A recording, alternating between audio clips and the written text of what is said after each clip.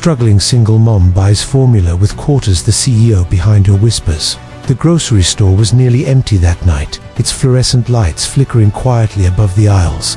A young woman stood at the checkout counter, her hands trembling as she counted out a pile of quarters, nickels, and dimes. Her eyes darted nervously toward the cashier, then back at the small container of baby formula resting on the counter. Her name was Emily Carter, a 27-year-old single mom who had been carrying the weight of the world on her shoulders ever since her husband had abandoned her during her pregnancy.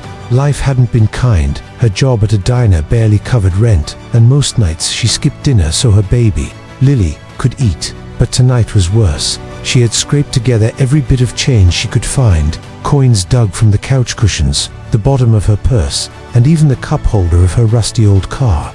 The total barely reached the cost of the formula. The cashier sighed impatiently, glancing at the long line forming behind her. Emily's cheeks burned with embarrassment as she fumbled with the coins. And then it happened.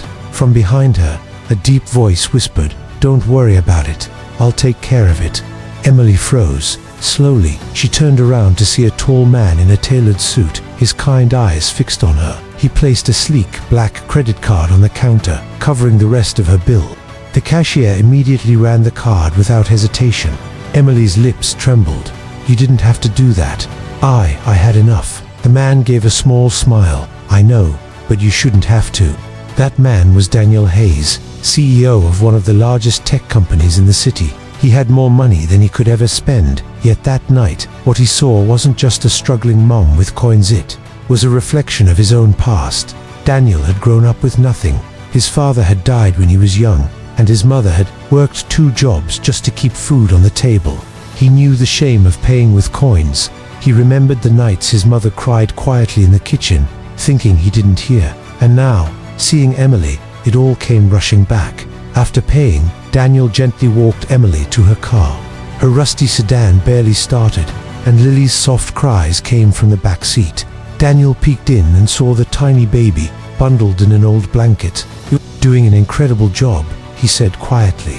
Emily shook her head. "I feel like I'm failing her every single day." Daniel looked at her firmly. "No, you're showing up every single day. That's what makes you stronger than you realize."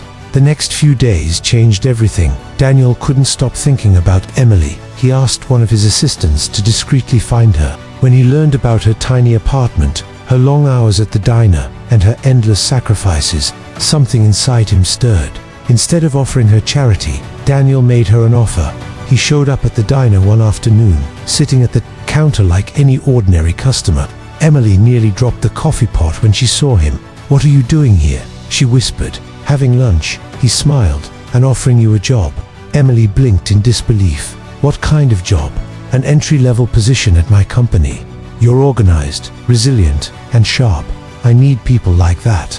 And it'll pay better than here. Much better." Emily hesitated. She had been told all her life she wasn't enough, that without a degree, without connections, she'd never make it. But the sincerity in Daniel's eyes made her believe. The transition wasn't easy. Emily struggled at first, learning office systems, balancing work with motherhood, and fighting the constant voice in her head that said she wasn't capable. There were nights she cried in exhaustion, mornings she almost gave up, and moments when she felt completely out of place. But Daniel became her mentor. He guided her, encouraged her, and reminded her of her worth. Over time, Emily began to shine. She wasn't just doing her job, she was excelling. Her natural leadership, empathy, and resilience made her stand out. Colleagues respected her. Managers noticed her. Months turned into a year, and Emily had climbed higher than she ever thought possible. She moved her daughter into a safe home, bought a reliable car, and for the first time, felt hope in her heart. One day, as Daniel walked past her office, he paused to see Emily holding Lily on her lap, laughing as the little girl scribbled on paper with crayons. It reminded him so much of his own mother, the woman who had fought for him when no one else did. That night, Daniel finally told Emily why he had stepped in at that grocery store. "My mum, she used to count coins too. I saw her struggle, the same way you did. And I promised myself, if I ever got the chance, I'd be the person I wish had been there for her." Tears filled Emily's eyes as she whispered, "You've changed my life. You gave Lily a future." Daniel shook his head softly. "No, You changed your own life. All I did was remind you of what you were capable of." Years later, Emily stood on a stage, addressing hundreds of employees at the company she now helped lead. Her story had become a symbol of resilience and hope.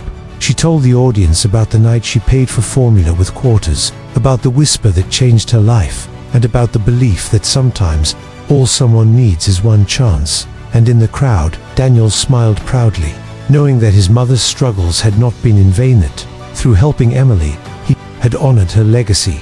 Final message. This story isn't just about a CEO and a struggling mom. It's about resilience, kindness, and the power of believing in someone when the world counts them out. Sometimes, the smallest act of whisper at a grocery store can rewrite an entire future.